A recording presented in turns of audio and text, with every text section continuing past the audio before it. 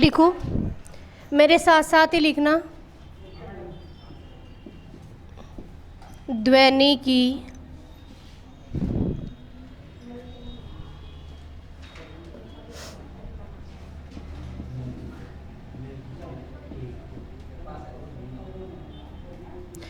ध्वनि की सार्थकता तभी होती है जब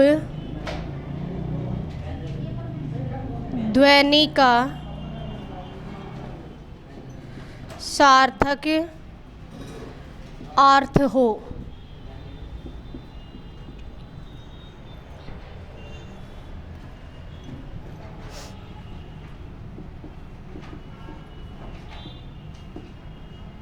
भाषा में ध्वनि की सार्थकता तभी होती है जब ध्वनि का सार्थक अर्थ हो।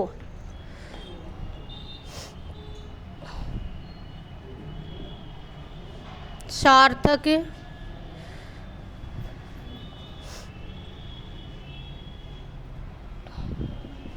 वर्णों के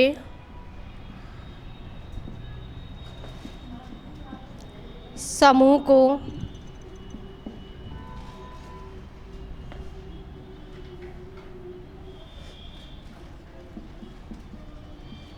शब्द कहते हैं।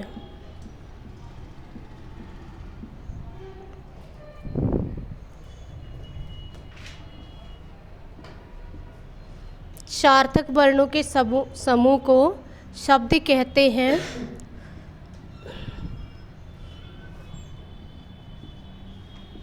वर्ण ध्वनि की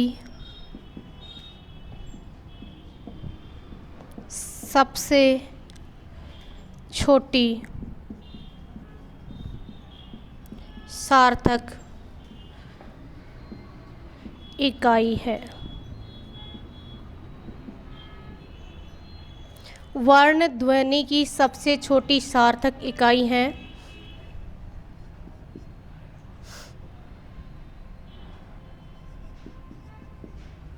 शब्दों को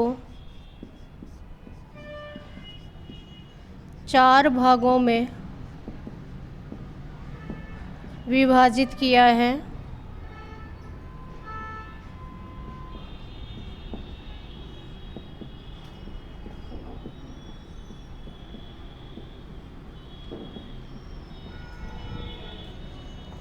शब्दों को 4 भागों में विभाजित किया है।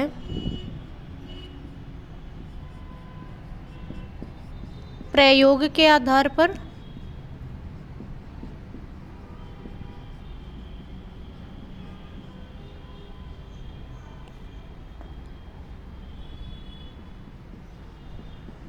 विकारी, अविकारी।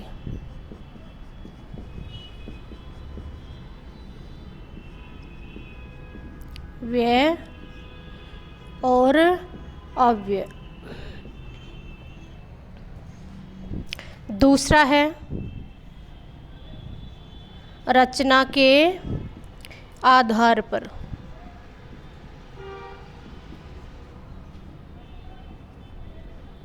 रचना के आधार पर शब्दों को कितने भागों में बांट दिया था? 3 में।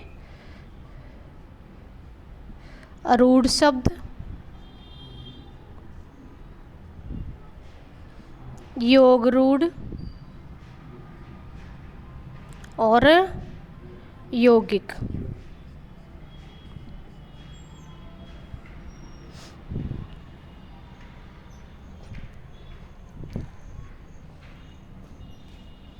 उतार लिया? यस।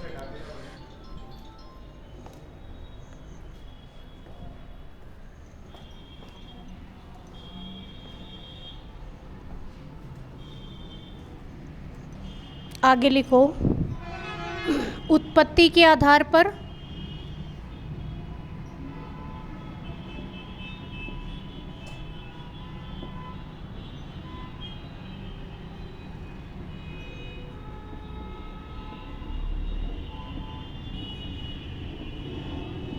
उत्पत्ति के आधार पर तत्सम,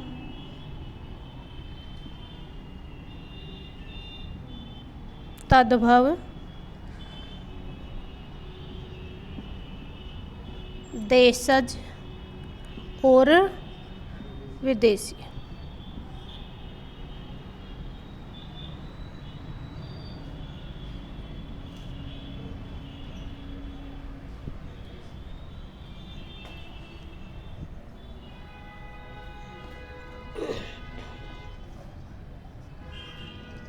अर्थ के आधार पर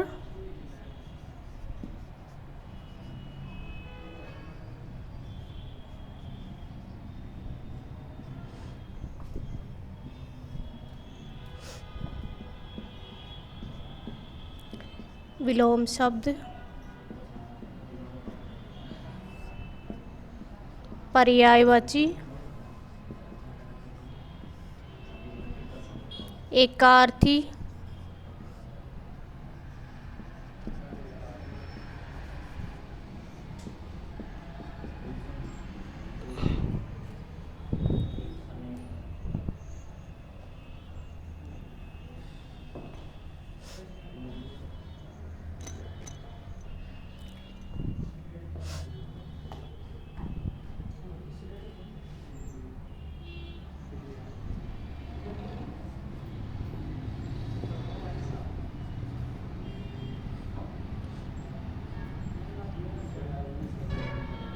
देखो प्रयोग के आधार पर जो हमने बांटे थे उसमें सबसे पहला कौन सा था? विकारी। विकारी शब्द किसे कहते हैं? वे शब्द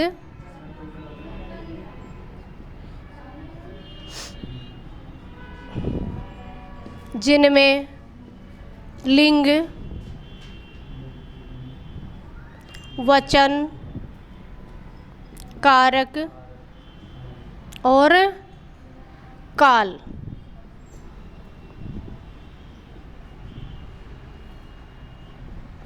के आधार पर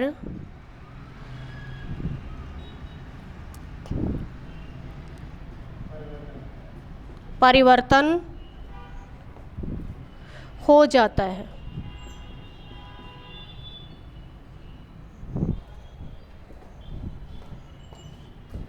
उन्हें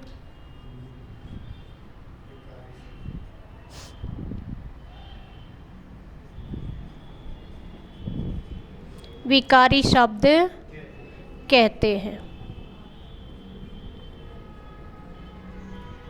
देखो प्रयोग के आधार पर हमने विकारी और अविकारी दो भेद किए थे। किसके आधार पर? प्रयोग के आधार पर।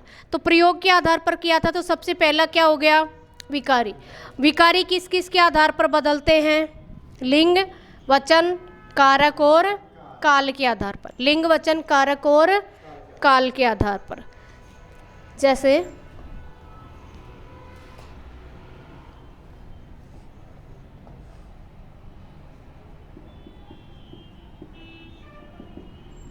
मेरा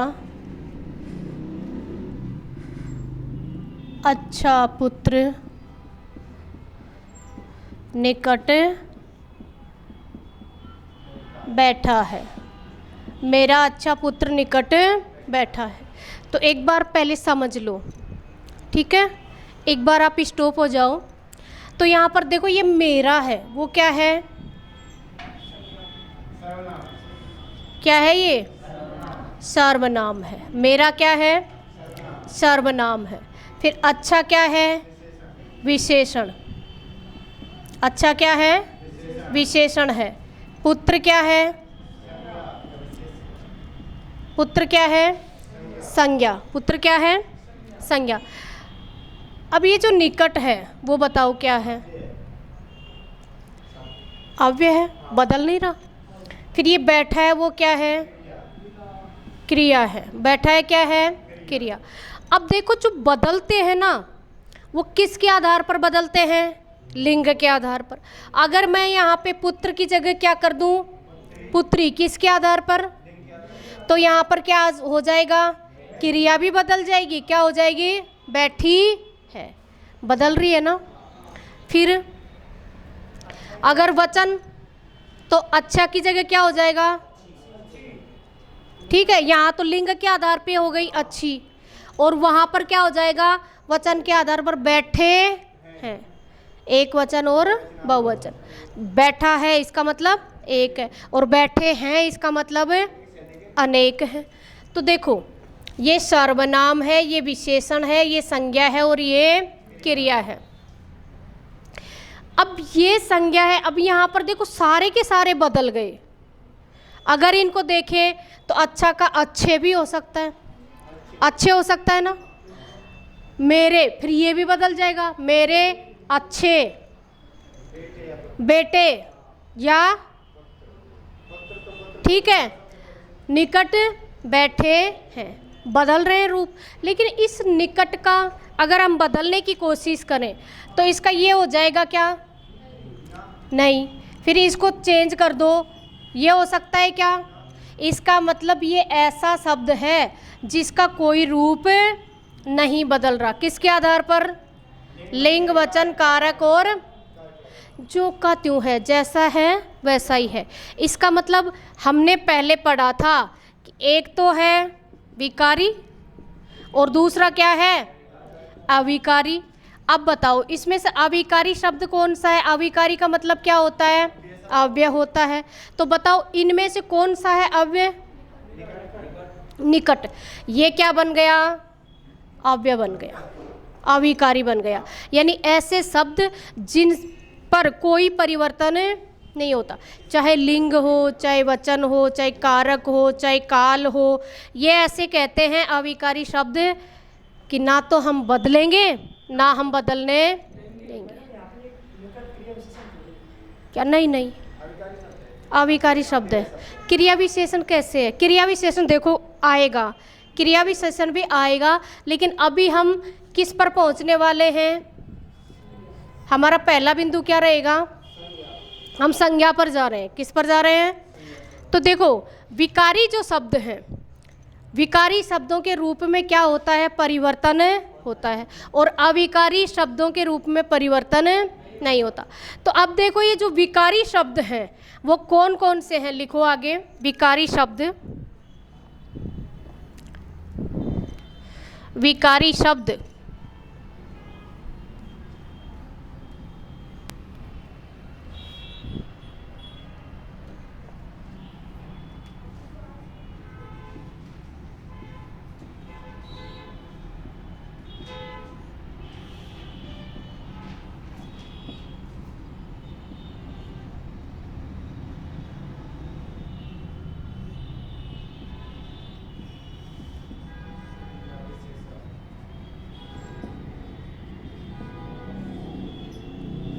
विकारी शब्द कौन कौन से हैं, संज्ञा, सर्वनाम, क्रिया और विशेषण।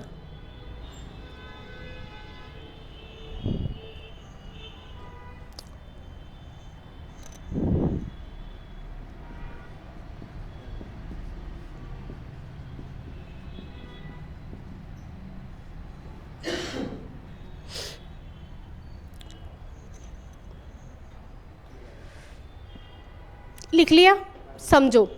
देखो एक तो आप ये ध्यान रखना कि जब बिंदु नहीं आता है तो उसके बारे में सवाल ना करें, क्योंकि अब ये जो क्रिया विशेषण है ना वो तो अविकारी में आएगा, और अविकारी में आएगा तभी तो समझेंगे ना उसी समय कि ये क्रिया विशेषण क्या होता है। जैसे विकारी में कौन कौन से आ गए, चार आ गए, कौन कौन से हैं, संज्ञा है, सर्वनाम है, क्रिया है और विशेषण। अगर आपको कहीं भी कोई संज्ञा दिखाई दे, सर्वनाम हो, क्रिया हो, विशेषण हो, इसका मतलब इनके रूप में बदलाव हो सकता है, और वो किस में आ जाएंगे, विकारी शब्दों में। किस में आ जाएंगे, अब इसने पूछ लिया तो मैं बता देती हूँ। देखो मोहन नाचता है, तो यहाँ पर क्रिया कौन सी है, नाचना क्या हो गया, ये नाचना क्रिया है, ठीक है। अब यहाँ पर क्रिया और यहाँ पर क्या है, संज्ञा। अगर मैं इसके बीच में लगा दूँ धीरे धीरे, मोहन धीरे धीरे नाचता है, तो अभी क्रिया तो कर रहा है, क्रिया कर रहा है ना, क्या करने की, नाचने की। लेकिन कैसे नाच रहा है, अगर कैसे का जवाब मिल रहा है ना, किसी भी वाक्य में हम पढ़ें उस वाक्य को, और कोई भी काम कर रहा है वो, उस वाक्य में कोई जो कर्ता होता है, अब यहाँ कर्ता कौन है? काम करने वाला, नाचने वाला कौन है? मोहन है। तो मोहन नाच रहा है, लेकिन वो कैसे नाच रहा है? कैसे का जवाब मिलते ही वो कैसे क्या हो जाएगा? क्रिया विशेषण। यानी क्रिया की विशेषता बता रहे हैं कि वो नाच तो रहा है लेकिन धीरे धीरे नाच रहा है। ठीक है क्या? नहीं नहीं, ये क्रिया विशेषण है, यानी क्रिया की विशेषता बता रहा है। ये क्या बता रहा है? क्रिया की विशेषता। तो इसको क्या कहेंगे? जैसे सुनो, राधा धीरे धीरे चलती है। धीरे धीरे, तो यहाँ पर कौन चल रही है? राधा। तो राधा क्या है? कर्ता, या फिर क्या है? संज्ञा भी है, और धीरे धीरे चलती है। चलना क्या है? तो इस क्रिया की विशेषता, चल रही है लेकिन कैसे? धीरे धीरे। तो ये क्रिया की विशेषता हो गई। तो क्रिया की विशेषता बताई, वो क्या हो गया? क्रिया विशेषण। विशेषण भी कई प्रकार के होते हैं, जब ये टॉपिक आएगा तब हम पढ़ेंगे। तो ये देखो, क्रिया की जो विशेषता बताए उसको क्या कहेंगे? क्रिया विशेषण। ठीक। तो हम अभी, हमारा बिंदु है विकारी शब्द पढ़ रहे हैं। तो विकारी शब्द कितने प्रकार के भैया? 4 प्रकार के। कौन कौन से हैं? संज्ञा, सर्वनाम, क्रिया और विशेषण। अब आगे लिखो, संज्ञा।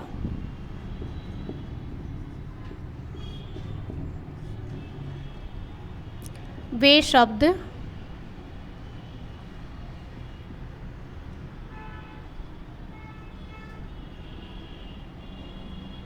व्यक्ति, वस्तु, जाति, स्थान, प्राणी,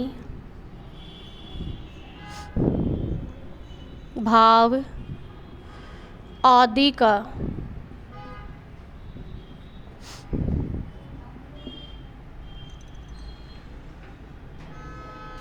बोध करवाए,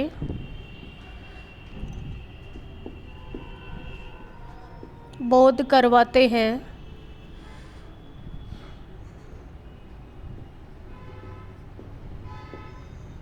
उन्हें संज्ञा कहते हैं।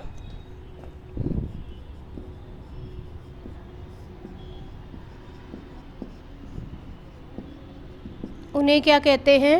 संज्ञा कहते हैं। नीचे लो, नोट लगा लो। किसी भी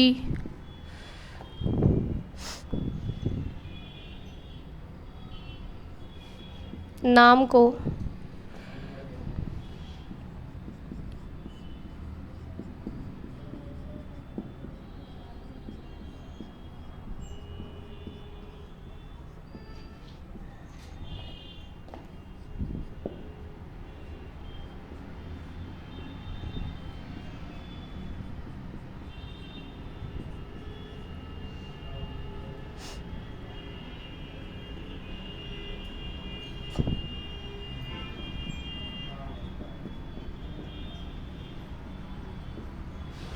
देखो, किसी भी नाम को क्या कहेंगे हम? संज्ञा। कोई भी नाम ही क्या है भैया? संज्ञा है। ठीक है। और संज्ञा का शाब्दिक अर्थ भी क्या होता है? नाम होता है। यहाँ तक क्लियर हो गया क्या? आगे, किसी भी नाम को हम क्या कहते हैं? संज्ञा कहते हैं। अब देखो, हमारा जो विकारी शब्द में पहला बिंदु क्या है? संज्ञा। तो संज्ञा किसे कहते हैं? चाहे कोई वो व्यक्ति हो, ठीक है, चाहे वो वस्तु हो, चाहे जाति हो, चाहे स्थान हो, चाहे भाव हो, या कोई प्राणी हो। सीधा सा समझो, जो भी हमें इस दुनिया में दिखाई देता है या फिर कोई भाव होता है, वो सब क्या है? संज्ञा है। सब क्या है? संज्ञा। तो अब देखिए, आगे लिखो, संज्ञा 3 प्रकार की होती है।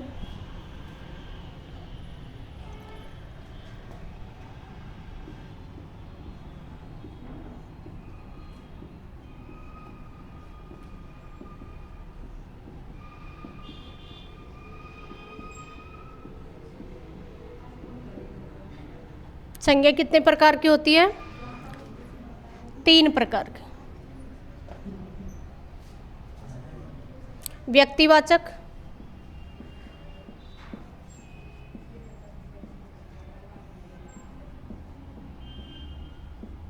संज्ञा, जातिवाचक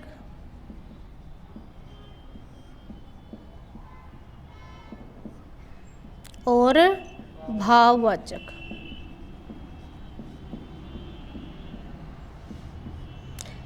भैया आपका जो लेवल है ना वो थोड़ा सा छोटा है, क्योंकि लेक्चरर का तो आप एग्ज़ाम दे नहीं रहे, ठीक है। तो आपसे ये भी पूछ सकते हैं, बिल्कुल छोटा भी पूछ सकते हैं कि संज्ञा के कितने भेद होते हैं। तो 5 भी आएगा उसमें ऑप्शन, आपको कितने करने हैं? 3 ही करने हैं। मूल रूप से कितनी होती हैं? 3। तो इसमें देखो, अगर 3 ऑप्शन में नहीं रहे तो ही आप क्या करोगे? 5 करोगे। तो क्या करोगे? 5। अब देखो, जातिवाचक में 2 संज्ञाएं और शामिल कर दी। वो कौन कौन सी हैं? द्रव्यवाचक और समूहवाचक।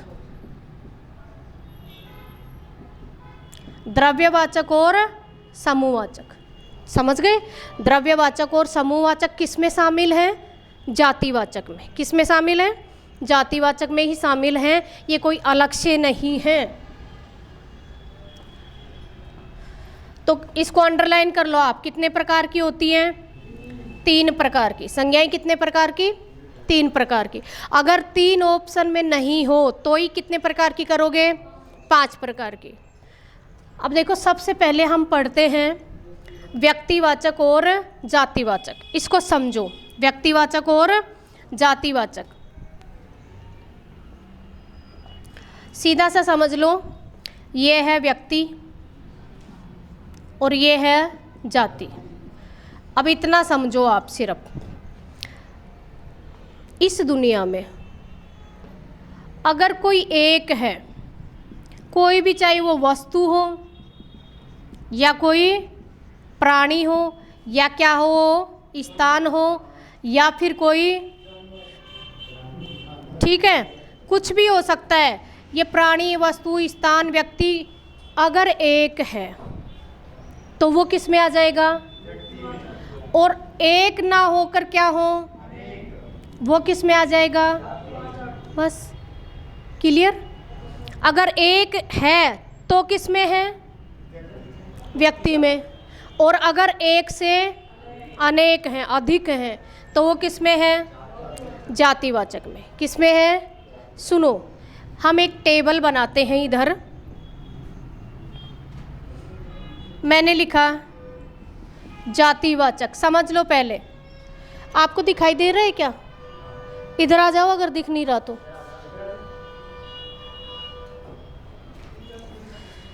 ये क्या है? और ये है व्यक्तिवाचक, केवल समझना है।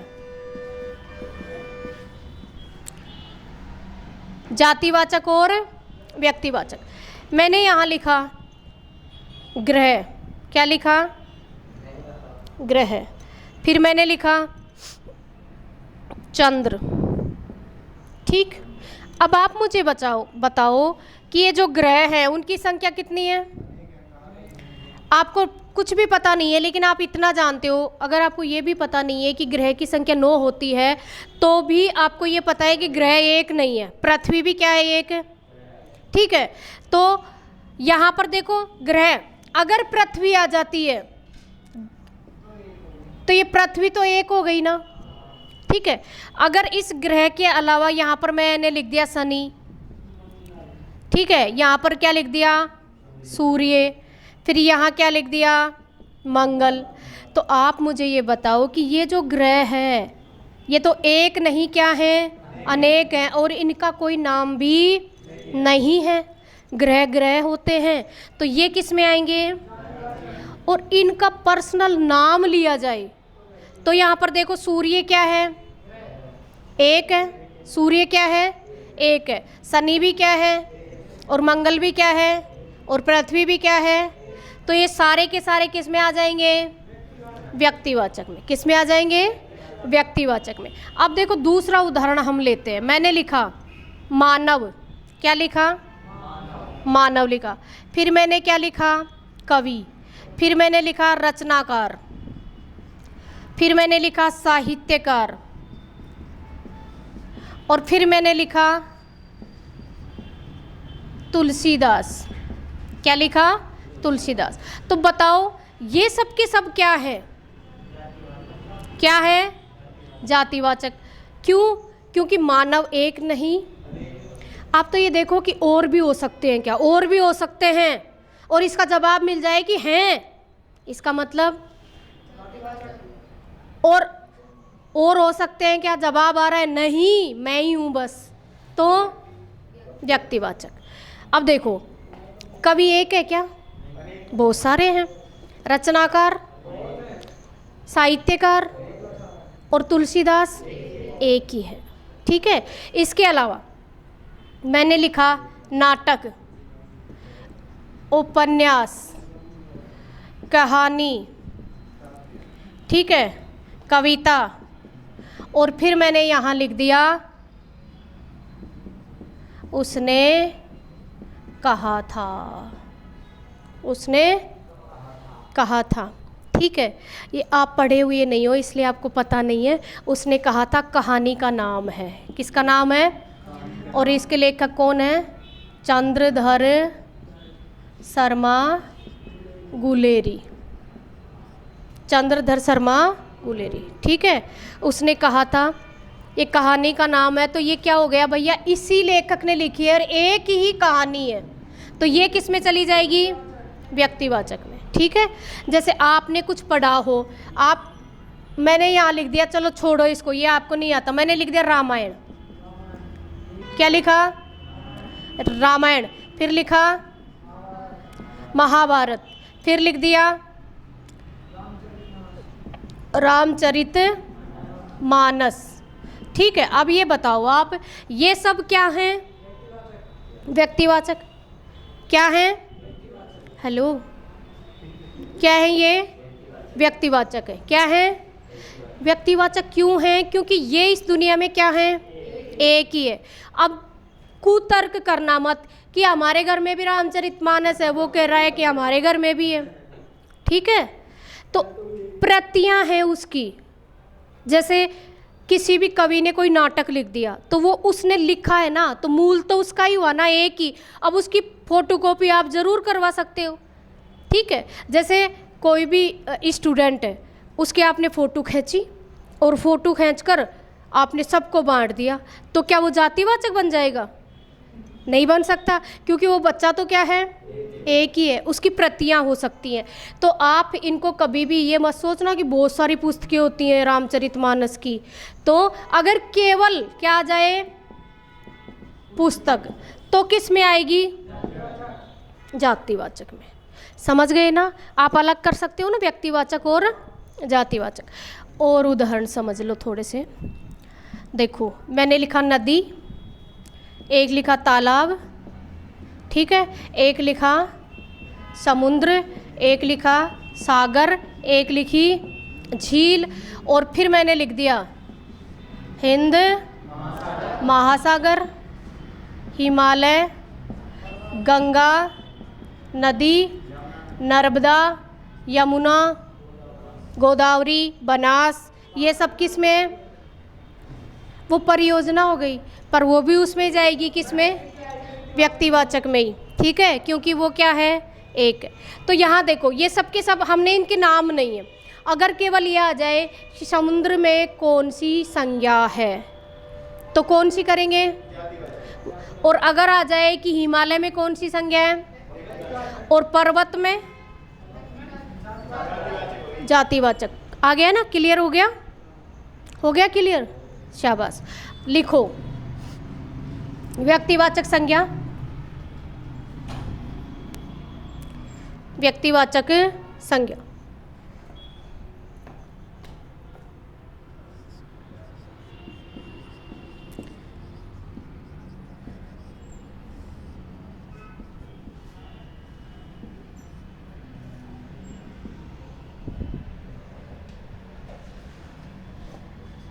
वे शब्द जो किसी विशेष, व्यक्ति, स्थान, प्राणी, वस्तु आदि का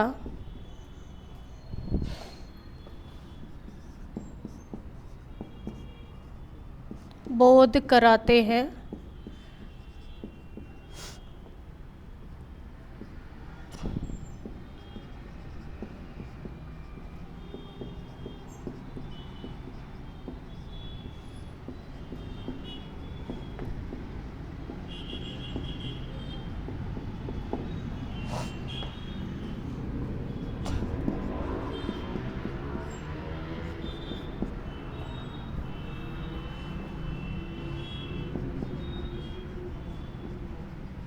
जो भी व्यक्ति,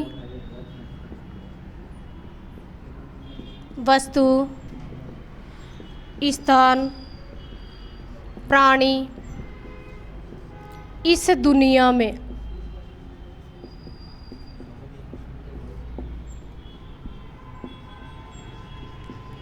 एक ही हो,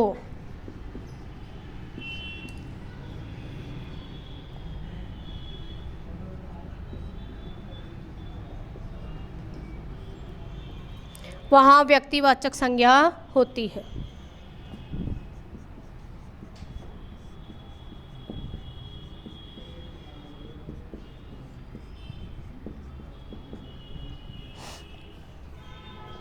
जैसे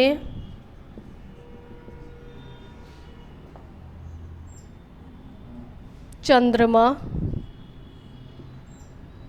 शनि, हिमालय, तुलसीदास,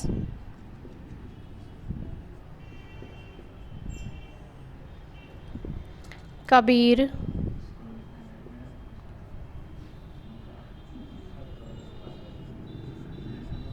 छोड़ो,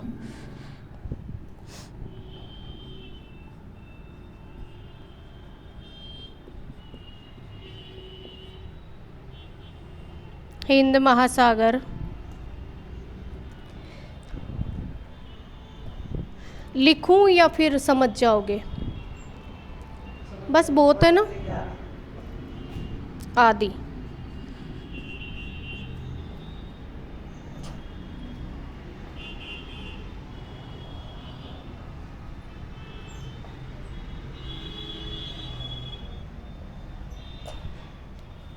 जातिवाचक संज्ञा,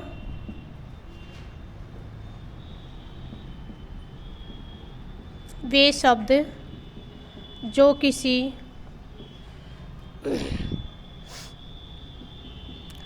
जाति विशेष का बोध कराते हैं, अर्थात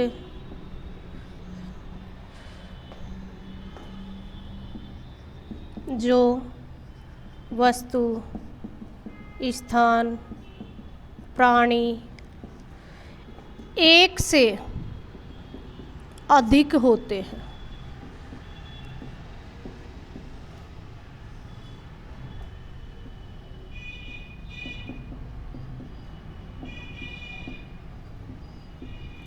वहाँ जातिवाचक संज्ञा होती है।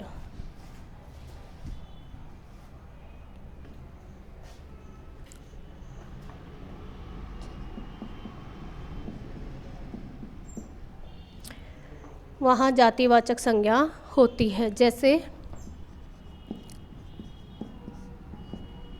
गाय,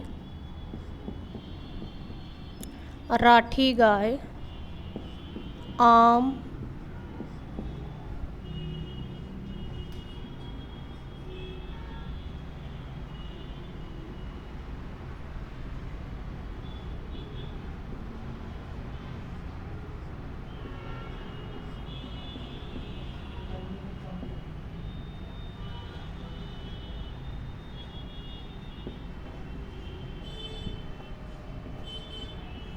गुलाब, फूल, फल, गांव, शहर, देश,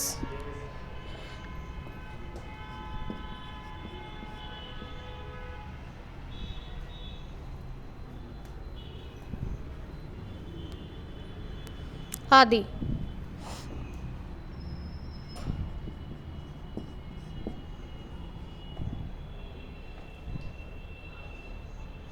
अब देखो थोड़ा सा समझना इसको। मैंने क्या लिखा, मैंने क्या लिखा है, गाय। तो गाय एक ही नहीं, गाय क्या है, अनेक है। ये तो अच्छी तरीके से समझ में आ रही है कि गाय क्या है, अनेक है। वैसे मैंने लिखा मानव, तो मानव भी क्या है, अनेक है। मानव भी क्या है, अनेक। उसके बाद में मैंने लिखा राठी गाय। अब आप ये बताओ, इस राठी गाय में व्यक्तिवाचक है या जातिवाचक है? शाबाश। क्यों है? क्योंकि राठी गाय भी क्या है, अनेक है। फिर मैंने लिखा कामधेनु, कामधेनु गाय। अब ये देखो गाय तो है, लेकिन कौन सी है? आपको पता है समुद्र मंथन जब किया गया था तो हमारे शास्त्रों और पुराणों के अनुसार समुद्र मंथन में एक गाय निकली थी। उस गाय को क्या नाम दिया गया? कामधेनु। और ये देवताओं की गाय है। किसकी गाय है? तो ये अगर एक ही है, कामधेनु इस दुनिया में क्या है, एक ही है। तो एक है तो एक कामधेनु गाय किस में आ जाएगी? व्यक्तिवाचक में। किस में आएगी? और ये सब किस में आएंगे? जातिवाचक में। किस में आएंगे? जातिवाचक में। आया समझ में? देखो आपने यहाँ तक उतार लिया, और समझते हैं अपन। समझो, जैसे मैंने यहाँ लिखा आम। क्या लिखा? आम। फिर मैंने यहाँ क्या लिखा? फल। क्या लिखा? फल। फिर मैंने यहाँ क्या लिखा? फूल। फिर मैंने यहाँ पर क्या लिखा? गुलाब। क्या लिखा? गुलाब। फिर यहाँ लिखा मैंने कमल। यहाँ लिखा मैंने सूर्य। ठीक है। यहाँ मैंने लिखा पत्ता गोभी। क्या लिखा? और यहाँ मैंने लिखा गोभी। ठीक है। यहाँ मैंने लिखा फूल गोभी। ठीक। अब आप मुझे ये बताओ कि ये जो गुलाब है इसके सामने क्या लिखा जाए, जातिवाचक या व्यक्तिवाचक? क्योंकि आप ये मत सोचना कि यहाँ पर फूल है तो फूल में विशेष है, क्या है? नहीं, गुलाब एक ही नहीं है। गुलाब क्या है? सबसे पहले अपने को ये दिमाग लगाना है कि जैसे इसके बारे में पूछ लिया तो पहले इससे ये पूछो कि फल तू अकेला है या और भी है? तो ये बोल रहा है कि मैं ही नहीं, बहुत है। इसका मतलब बहुत है, तो जातू किस में? जातिवाचक में। ठीक है। फूल तो अकेला है क्या? फिर ये कह रहा है कि नहीं और भी है। तो फिर अगर फूल में से अपन निकाल लें क्या? गुलाब। इससे भी आप पूछ सकते हो कि गुलाब एक है या तो अनेक है, तो जातिवाचक में। फिर यहाँ पर देखो कमल अनेक है, सूर्य, पत्ता गोभी, फूल गोभी और गोभी। ठीक है। आम, कलमी आम, दशहरी आम, लंगड़ा आम, अनेक है। ठीक है। अब मैं ये बोलूँ सागर, हिंद महासागर, ठीक है, अरब सागर, और मैं ये कहूँ कि समुद्र। ठीक है। मैंने कहा कि जूते, जूते। ठीक है। और अगर मैंने इस जूते के सामने इसका ब्रांड जोड़ दिया, क्या जोड़ दिया? ब्रांड का नाम जोड़ दिया ना, तो भैया वो किस में चला जाएगा? व्यक्तिवाचक में चला जाएगा। किस में? व्यक्तिवाचक। क्योंकि ब्रांड का नाम जुड़ते ही वो क्या हो जाएगा? एक। उसकी वैरायटी अलग अलग हो सकती हैं, मतलब उसकी प्रतिलिपियां अलग अलग हो सकती हैं। ठीक है। साइज छोटा बड़ा हो सकता है, लेकिन ब्रांड तो उनका क्या है? एक। अगर हमने कोई कंपनी का कोई ब्रांड खरीदा, जैसे चलो अपन ने पंखा खरीद लिया, किसका? ठीक है, ऊषा का खरीद लिया। अगर हमने ऊषा का पंखा खरीदा, ओरिएंट का खरीदा, आप जिसका खरीदना चाहो, पैसे आपके लगेंगे, खरीद सकते हो, आपने खरीद लिया। लेकिन उस पंखे में अगर कोई कमी आती है और आपको उसकी मतलब शिकायत दर्ज करनी है, तो उस ब्रांड के नाम पर ही तो करोगे ना, क्योंकि उसके लिए वो ब्रांड क्या है? जिम्मेदार है, वो कंपनी क्या है? तो यहाँ पर अगर पंखा आ जाए तो वो किस में आएगा? अगर पंखा ही आएगा तो क्या होगा? जाति, क्योंकि पंखा एक नहीं है, अलग अलग कंपनियों के आते हैं। और अगर उस कंपनी का नाम जोड़ दें उसके आगे, तो वो किस में चला जाएगा? व्यक्तिवाचक में। समझ गए ना? जैसे मैंने लिखा, भैया कई बार क्या होता है, वाक्य पर भी डिपेंड करता है। किस पर डिपेंड करता है? वाक्य पर। अगर मैंने कहा रावण से राम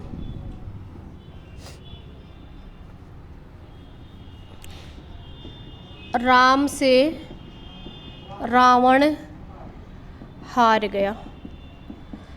किससे हार गया? रावण से। कौन हार गया? राम हार गया। तो यहाँ पर आप मुझे बताओ, ये जो राम है ना, वो क्या है? शाबाश, क्या है? व्यक्तिवाचक। और रावण भी क्या है? व्यक्तिवाचक, क्योंकि ये दुनिया में क्या थे? एक ही थे। ठीक। अगर मैंने ऐसे लिख दिया कि रावणों से सावधान, रावणों से, फिर नीचे दे दिया, नीचे मैंने लिखा कि उपर्युक्त शब्द में कौन सी संज्ञा है? तो बताओ। शाबाश, समझ में आ गया इसका मतलब आपके क्या है? जातिवाचक। क्योंकि यहाँ रावण अब वो रावण नहीं, राम वाला, अब यहाँ पर उसके गुणों से तुलना कर रहे हैं। किससे कर रहे हैं? कि वो तो किसी में भी हो सकते हैं, भ्रष्टता नीचता किसी में भी हो सकती है। तो यहाँ पर देखो, मैंने ये कहा, जैसे मैं कहूँ किसी वाक्य में कि ये तो बेचारी गाय है, ये तो बेचारी क्या है? अब यहाँ पर ये जो गाय है ना, वो जातिवाचक नहीं है। आप ये सोचो कि मैडम ने बताया था कि गाय क्या है? जातिवाचक। ये वाक्य में प्रयुक्त इसलिए, हाँ, ये तो बेचारी गाय है, ये तो बेचारी क्या है? गाय। तो यहाँ पर ये गाय क्या नहीं है? मैं ये समझाना चाह रही हूँ कि ये जातिवाचक नहीं है। अरे भाववाचक पर आने दो ना, बहुत एडवांस चलता है, वो कुछ भी है, इसको व्यक्तिवाचक नहीं बताया ना। ये मैं ये समझाना चाह रही हूँ कि ये जातिवाचक नहीं है। आप ये मत सोचना, अगर केवल मैं ये कहूँ, आपको वाक्य दे दिया गाय में कौन सी संज्ञा है, तो आप क्या करोगे? जातिवाचक। या मैंने कह दिया कि रावण में कौन सी संज्ञा है, तो कौन सी है? व्यक्तिवाचक। अगर मैंने ये शब्द दे दिया कि रावणों से सावधान, इसमें कौन सी है? वो तो बेचारी गाय है, तो गाय के नीचे अंडरलाइन कर दिया और बोला कि इसमें कौन सी है, तो आप भाववाचक करोगे। ठीक है, क्योंकि उसकी जो शालीनता है ना, शरीफपन, बिल्कुल भोली भाली सीधी सादी, उसको उससे तुलना कर दी, इसलिए इसमें क्या हो जाएगा? भाववाचक। समझे आप? तो मतलब कई बार क्या होता है, जातिवाचक क्या बन जाती है? व्यक्तिवाचक, और व्यक्तिवाचक क्या बन जाती है? जातिवाचक। वाक्य में प्रयोग के आधार पर हम क्या करेंगे, इनको देखेंगे। फिर मैंने लिखा कोई सरपंच है, वो ये कह रहा है मैं तो नहीं हारता, लेकिन इन जयचंदों ने हरा दिया, इन जयचंदों ने हरा दिया। इसका मतलब देखो, जयचंद कौन है बताओ? पृथ्वीराज चौहान के चाचा, पृथ्वीराज चौहान के चाचा। ठीक है, तो ये पृथ्वीराज चौहान के चाचा थे, जिसने पृथ्वीराज चौहान से दगा किया था और किसके साथ मिल गया था? मोहम्मद गौरी के साथ। तो अपने ही व्यक्ति ने, क्या है ये रिश्ते में, जो इसी की बेटी को पृथ्वीराज चौहान संयोगिता को ले गया था। ठीक है, तो ये अब यहाँ पर अपनों ने क्या किया? छल किया, धोखा किया। तो यहाँ पर छल करने के कारण जयचंद तो एक है। अगर केवल ये आ जाए कि जयचंद में कौन सी संज्ञा है, तो कौन सी है? व्यक्तिवाचक। अगर मैं तो जयचंदों से हार गया, इस वाक्य में बताओ जयचंदों में क्या है? जातिवाचक। क्लियर? अब आगे लिखो, जातिवाचक हो गया, आगे लिखो भाववाचक संज्ञा।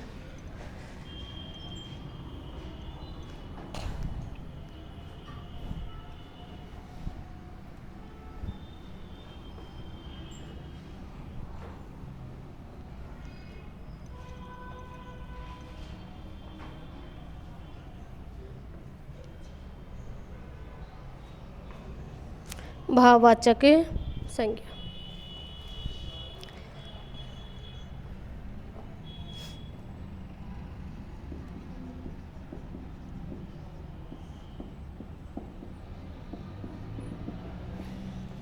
वे शब्द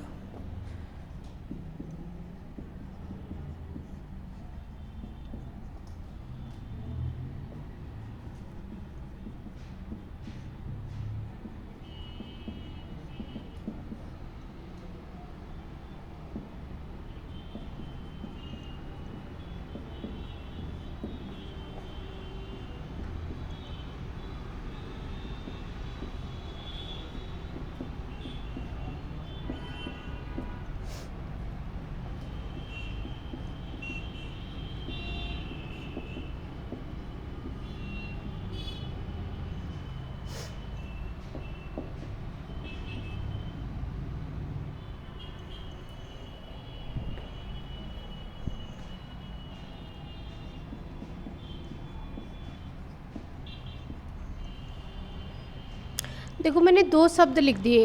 भाव का मतलब क्या होता है? विचार। भाव का मतलब क्या होता है? विचार। दया नहीं होता भाव का मतलब। देखो, हाँ, फीलिंग। अब देखो, भाव का मतलब क्या होता है?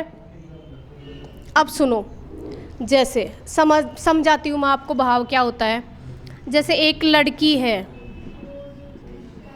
बच्ची है ये, और ये आपके सामने गिर गई और इसके भयंकर चोट लगी, ब्लड बह रहा है।